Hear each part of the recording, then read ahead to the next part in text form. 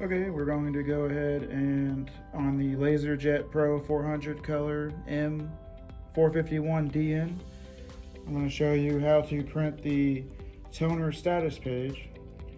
So on the main screen here, we're going to hit OK to open up the menu. And right here on the arrow, we're going to hit right to go over to reports. We're going to hit OK. I'm going to go hit right on the arrow until we see supply status, and we're going to click OK.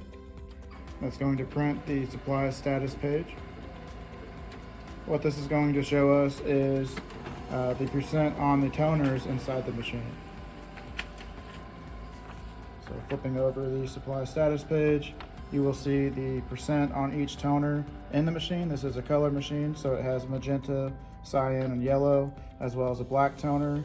And you can also see the model of each toner, so when you go to order the toner, you can know which toner to order.